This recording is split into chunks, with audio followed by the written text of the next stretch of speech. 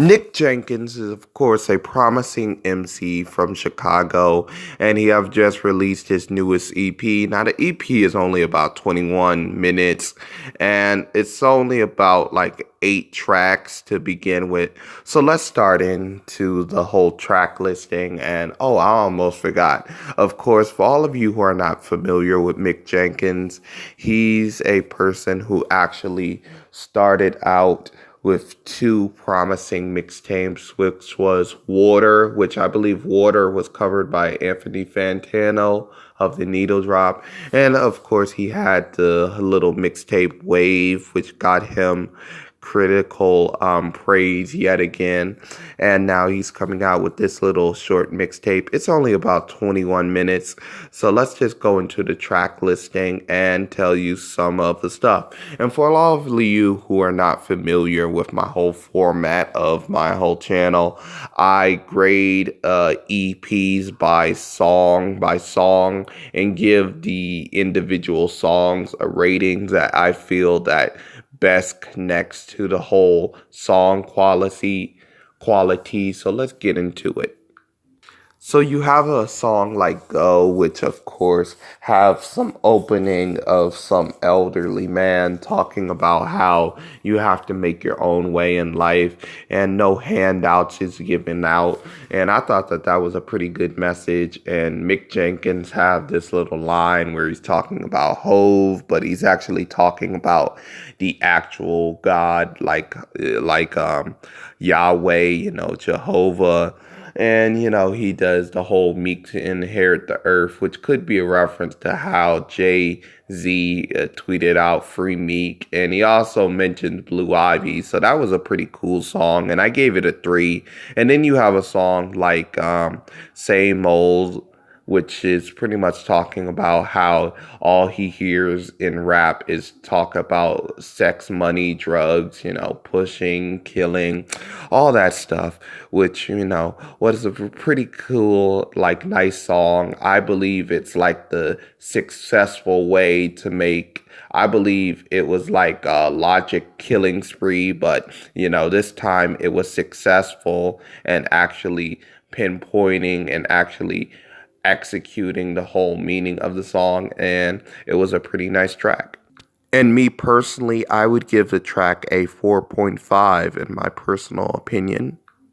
So you have a song like Rags, which was a pretty good song. It's talking about he went from rag to riches, of course, all that stuff. And he even mentions Macklemore's thrift shop, which was pretty cool.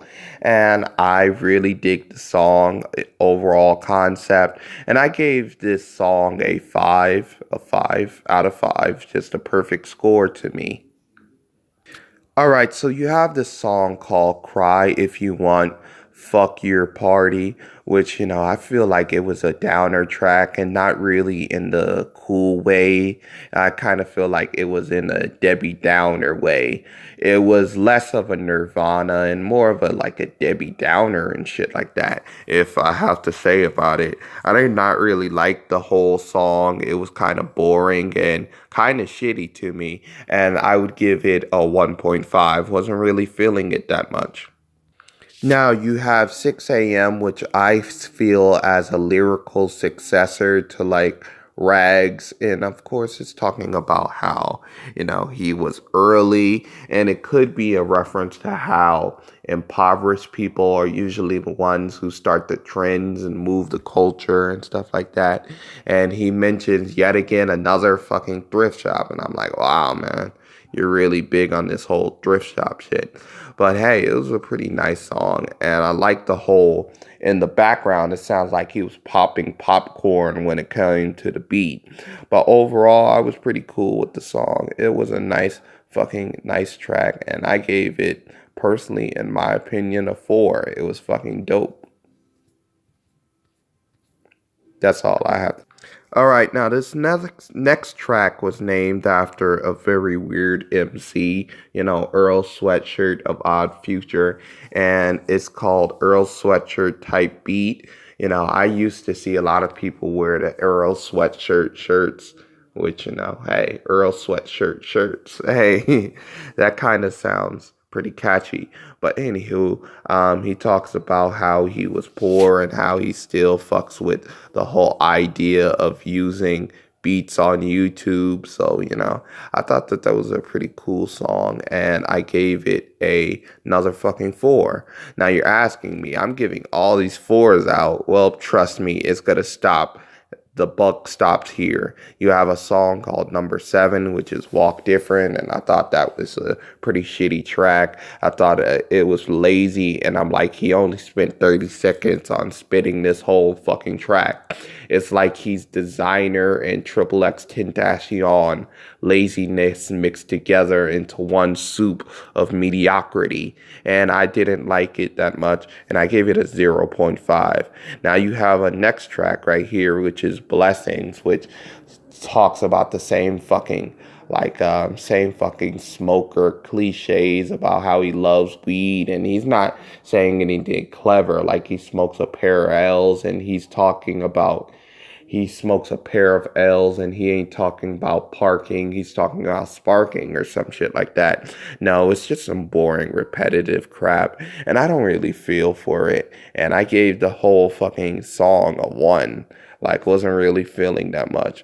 But hey, this is how I feel about Mick Jenkins' whole mixtape. It was a pretty solid mixtape at best, but I really feel that the short, length really, bogged it down, and I really feel that Mick Jenkins can definitely do better at this 20-minute fucking mixtape. But hey, how do you feel about Mick Jenkins' new mixtape? Is it down with you? Please leave a like, subscribe to the channel if you want, click, share the video if you want.